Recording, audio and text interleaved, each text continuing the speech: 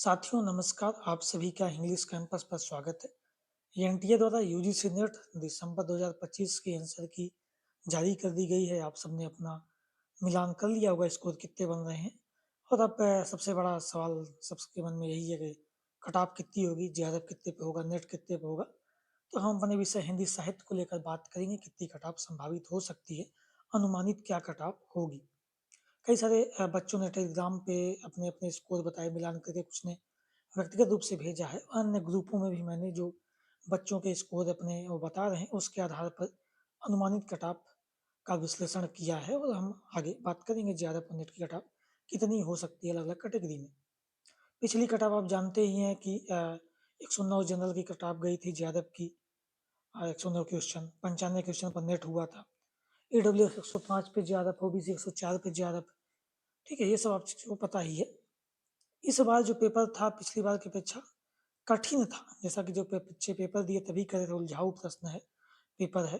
चूंकि इस बार यूनिट 2 जो इतिहास का है वहां से पूछा ही नहीं, बहुत कम पूछा।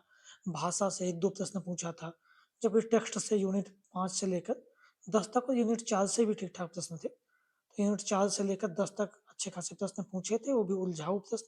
और इस बार क्रम से मिलाने को जो घटनाएं दी, घटनाएं तो क्या ही है, घटनाएं पहले भी देता था, लेकिन इस बार अजीब टाइप से लाइन्स दिया है, शब्द दिए हैं। एक ही पैराग्राफ से 5-5 लाइनें उठा के दे दिया कि इन्हें क्रम से मिलाइए, कौन सी लाइन पहले है बाद में। तो ये थोड़ा-सा उलझाऊ हो गया था, ठीक। इसलिए पिछले बार की अपेक्षा कट ऑफ इस बार कम रहेगी। पिछली 2 पेपर जो दिसंबर 2024 हुआ, जून 2025 हुआ, दोनों में लगभग सेम कट ऑफ थी और काफ़ी हाई कट ऑफ थी। लेकिन इस बार पिछले 2 पेपर की अपेक्षा कट ऑफ थोड़ा कम रहेगी, ठीक है? क्योंकि पेपर उनसे कठिन था, उलझाऊ था, टेक्स्ट पे ज़्यादा फोकस किया है, तो इसलिए भी इस बार कट ऑफ आपकी कम रहेगी। और कितनी कट ऑफ हो सकती है वो हमने अनुमानित कट ऑफ अपनी हम बता रहे हैं कितनी हो सकती है। तो ये आपकी कट ऑफ है। इसमें हम देखते हैं, कैटेगरी लिखा है, जेआरएफ कितने प्रश्न पर होगा, नेट कितने प्रश्न पर होगा, ये हम देखेंगे इसमें। तो सबसे पहले हम जनरल कैटेगरी की बात करते हैं। जेआरएफ कितने प्रश्न पर होगा, तो मेरा अनुमान है कि 103 से 106 प्रश्नों के बीच आपका जेआरएफ हो सकता है, ठीक है। पिछले बार 109 प्रश्नों पे था। इस बार मेरा अनुमान 103 से लेकर 106 प्रश्न के बीच आपका जेआरएफ रहेगा। 106 प्रश्न से ऊपर तो नहीं जानी चाहिए। 103, 4, 5 के आसपास आपका कट ऑफ हो सकती है जेआरएफ की, ठीक।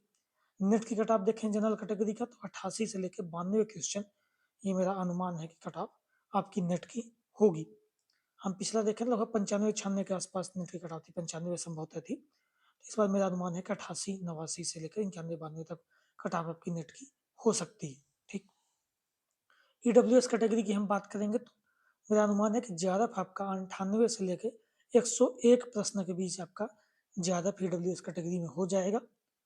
और नेट की बात करूँ तो 82 से लेकर 84 प्रश्न के बीच आपका नेट आपका हो जाएगा, ठीक है। ईडब्ल्यूएस कैटेगरी में नेट 82 से 84 के बीच आपका, ये मेरा अनुमान है।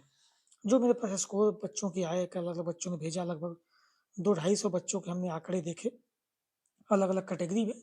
तो उसके आधार पर हम अनुमान लगा रहे हैं, ठीक, कि इतनी कट ऑफ आपकी हो सकती है। ओबीसी कैटेगरी की हम बात करें कितनी कट ऑफ होगी, तो ज्यादा मेरा अनुमान है कि 97 से 100 के आसपास आपका ज्यादा होगा। 100 के आसपास है, 97-98, तो आपका ज्यादा की पूर्णतः संभावनाएं हैं कि ओबीसी कैटेगरी में हो जाए। और नेट की बात करूँ ओबीसी कैटेगरी में, तो 81 से लेकर 83 क्वेश्चन के बीच, मतलब ईडब्ल्यूएस के आसपास ही ओबीसी कैटेगरी में नेट और ज्यादा दोनों है, लगभग उसी के आसपास कट ऑफ आपकी रहती है। क्वेश्चन इधर उधर नहीं, तो लगभग ईडब्ल्यूएस ओबीसी की कट ऑफ आपकी सेम ही रहती है।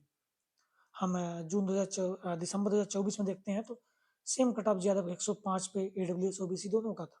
पिछले बार ईडब्ल्यूएस 105 था, ओबीसी 104 क्वेश्चन था। तो मान के चलिए दोनों के लगभग कट ऑफ सेम ही जाती है, ठीक।